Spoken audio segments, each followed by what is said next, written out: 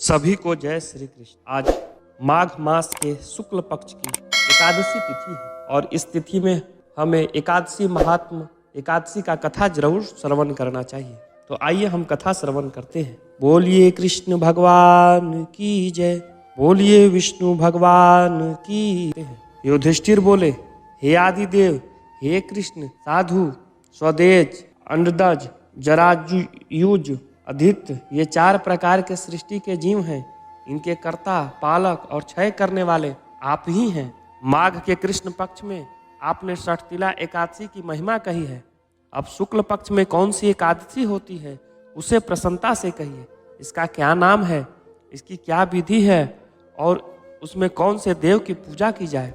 भगवान कृष्ण बोले, हे राजेंद्र, माघ महीने के शुक्ल पक्ष में सब पापों को हरने वाली जया नाम से विख्यात एकादशी होती है। वह पवित्र और पापों को दूर करने वाली और पिशाच योनि को छुड़ाने वाली है। इसका व्रत करने से मनुष्य प्रेत नहीं होता है। इसके सिवा और कोई पापों को दूर करने वाली और मोक्ष देने वाली नहीं है। हे राजन, इसका कारण से इसका व्रत यत्न से करना चाहिए। हे राज साल दुर्ल, पुराण संबंधी जो कथा है उसको सुनिए। इसकी महिमा मैंने पद्म पुराण में कही है। एक बार स्वर्गलोक में इंद्र राज्य करते थे और उस मनोहर स्थान में देवता सुख से वास करते थे। अमृत पान करने में तत्पर और अप्सराओं के समूह का सेवन करने वाले थे। कल्प वृक्ष से शोभित वह नंदन वन था। वहां देवता अप्सराओं के साथ विहार करते थे। हे राजन, एक बार इंद्र अपनी इच्छा से विहार कर रहे थे। वे एक बड़े आनंद से 50 करोड़ नायिकाओं को नचा रहे थे। पुष्पदंत समेत सब गंधर्व वहां गा रहे थे। वहां चित्रसेन तथा उसकी पुत्री थी और मालिनी नाम की चित्रसेन की स्त्री भी थी और वह मालिनी से उत्पन्न पुष्पवान नामक चित्रसेन का पुत्र था। माल्यवान नामक पुष्पदंत का पुत्र भी था। वह पुष्पवान नामक गंधर्व की कन्या पुष्पवती जिसका नाम है, वह माल्यवान पर मोहित हो गई और वह काम के तेज वानों से वित्त हो गई। उसके हाव भाव दिखा के कटाक्षों से माल्यवान को वश में किया और वह सुंदरता और रूप से संपन्न थी। हे राजन, उसकी सुंदरता का वर्णन सुनो। उसकी बाहें ऐसी थी मानो काम के गले में डालने के लिए फांसी बनाई हो और चंद्रमा के समान उसका मुख था। उसके नेत्र, कान तथा विस्तृत थे। हे नृपोत्तम, उसके कान का कुंडल में शोभित थे और दिव्य गहनों से भूषित शंख के समान उसका गला था। पुष्प और ऊंचे उसके कुच थे। मुष्टि में आ जाए ऐसी उसकी कमर थी और बड़ी भारी उसके नितंब थे। जघन स्तन विस्तृत था, लाल कमल के समान थी शोभा जिसकी, ऐसे उसके चरण शोभामान थे। ऐसी पुष्पवती द्वारा माल्यवान अत्यंत मोहित किया गया। इंद्र की प्रसन्नता के लिए वे दोनों नाचने लगे और अप्सराओं के समूह में मिलकर वे दोनों गाने लगे। उनका चित्त भ्रम में था, इससे उनका गाना शुद्ध न होता था। काम के वानों के वश में होकर वे दोनों परस्पर दृष्टि मिलाए हुए थे। उन दोनों के मन में परस्पर उत्कंठित जान के ताल, काल और क्रियामान के लोभ से संगीत को बिगड़ता इंद्र जान गए।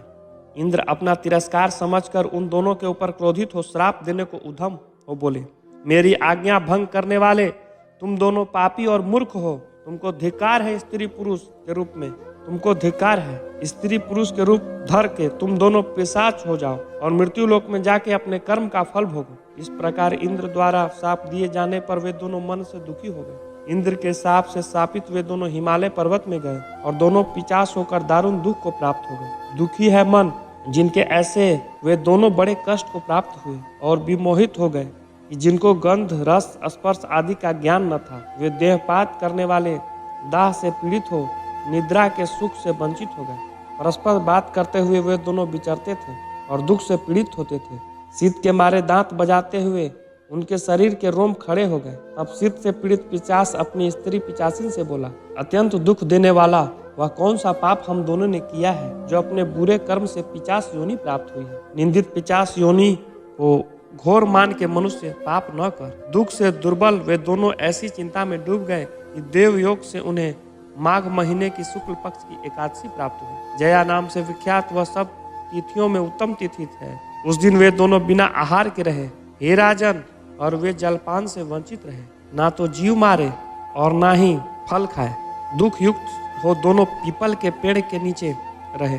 हे राजन, वैसे ही उन दोनों को पड़े हुए सूर्य अस्त हो गया और दारुण शीत करने वाली घोर रात्रि प्राप्त हुई। वह कांपते हुए जाड़ के मारे आपस में देह से देह, भुजा से भुजा मिलाए हुए पड़े थे। उन दोनों को न तो नींद आई और न ही रति प्राप्त हुई। हे राज शार्दूल, इस प्रकार इंद्र के श्राप से पीड़ित होते हुए उन दोनों दुखियों की रात्रि व्यतीत हुई। जब वे जया का व्रत कर चुके, तब हे राजन, विष्णु के प्रताप से द्वादशी के दिन उनकी 50 योनि छूट गई। पुष्पवती का और माल्यवान का पहले जैसा रूप हो गया और पुरानी प्रीति से युक्त वे दोनों पहले से रूप रंग से युक्त हो गए। विमान में चढ़े हुए अप्सराओं के समूह में सुशोभित वे दोनों तंबरू आदि गंधर्व द्वारा सुशोभित और हाव भाव से युक्त हो वे दोनों मनोहर स्वर्ग को गए और इंद्र के आगे जाकर आनंद से प्रणाम किया। इस प्रकार से उन दोनों को देखकर इंद्र विस्मित होकर बोले, कौन से पुण्य से तुम्हारी 50 योनि दूर हुई है?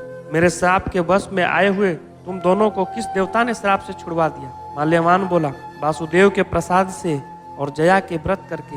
हे स्वामी, भक्ति के प्रताप से हमारा 50 तत्व दूर हुआ है। इंद्र बोले, हरिवासर के करने वाले, विष्णु भक्ति से परायण, आप पवित्र और दूसरे को पवित्र करने वाले, तुम दोनों मेरे द्वारा भी वंदनीय हो। जो मनुष्य हरि भक्ति में रत और शिव भक्ति में रत हैं, वे मनुष्य मेरे पूज्य हैं, इसमें संदेह नहीं है। आनंद से पुष्पवती के साथ विहार करो। हे राजन, इस कारण से हरिवासर करना योग्य है। हे राजेंद्र, जया का व्रत ब्रह्महत्या से दूर करने वाला। हे राजन, उसने सब दान दिए और सब यज्ञ किए, और वह जब तीर्थों में भली भांति नहाया, जिससे जया का व्रत किया, वह निश्चित ही 100 करोड़ कल्प पर्यंत आनंद करता है। हे राजन, इस महात्म के पढ़ने और सुनने से अग्निष्टोम में यज्ञ करने का फल प्राप्त होता है। इस प्रकार माघ मास के शुक्ल पक्ष की एकादशी की कथा समाप्त हुई। बोलिए कृष्ण भगवान की जय। बोलिए लक्ष्मी नारायण भगवान की जय।